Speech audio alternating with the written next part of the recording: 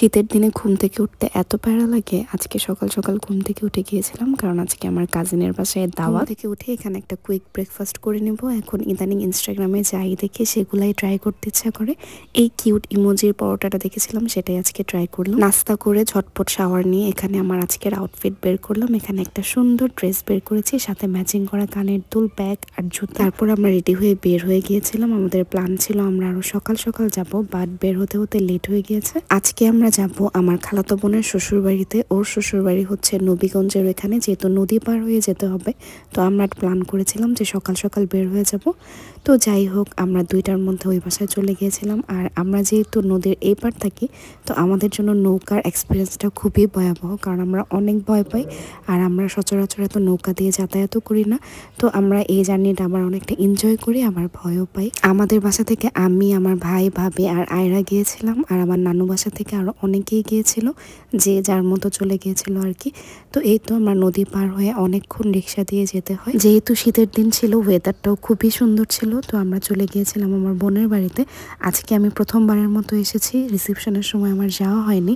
তো এসে দেখলাম এখানে সবাই চলে আসছে আমাদের আগে আগে। যাওয়ার পরে সবার সাথে দেখা করে চলে গেলাম ওর বাসাটা দেখতে, যেহেতু আমার প্রথমবারই আসা। তো ওর বাসাটা খুবই সুন্দর ছিল, খোঁচানো ছিল, আর যেহেতু নদীর ওই পার ছিল, তো একটু গ্রাম গ্রামও ভাইব আসছিল। আর সবচেয়ে বেশি ভালো লাগছিল কারণ আমাদের সব কাজিনদের এখন একসাথে হওয়াই হয় না ব্যস্ততার কারণে, তো অনেকদিন পর সবাই একসাথে, তো ভালোই লাগছিল। তো আমরা যেহেতু যেতে যেতে দুপুর হয়ে গিয়েছে, তো যাওয়ার পরই লাঞ্চ সার্ভ করে দিল। অনেক কিছু রান্না করেছিল।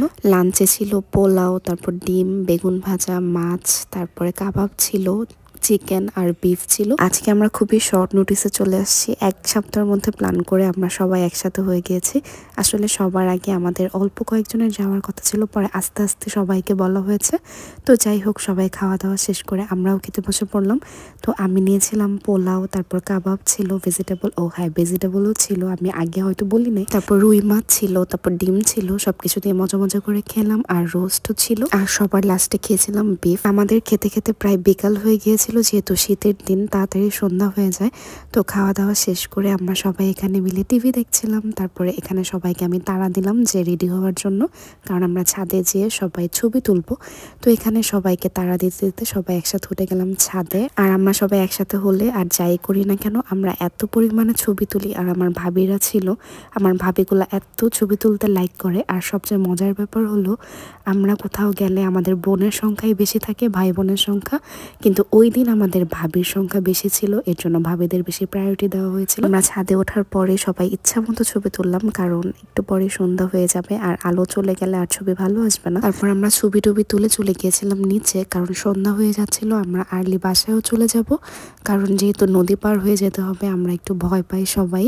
তো এই জন্য আমরা নিচে চলে এসে একটু সবাই একসাথে গল্প করছিলাম। তারপর এখানে আমার বোনের বাসার নিচেই হচ্ছে একটা ফুচকার দোকান ছিল, আর এই ফুচকাটা এত মজা ছিল, মিষ্টি টক ছিল। সবার আগে চটপটি খেলাম, তারপরে ফুচকা খেলাম, আর খুবই মজা লাগছিল। আমরা তো অনেকগুলো করে খেয়েছি। খাওয়া দাওয়ার পরে আমরা রেডি হয়ে বের হয়ে যাব।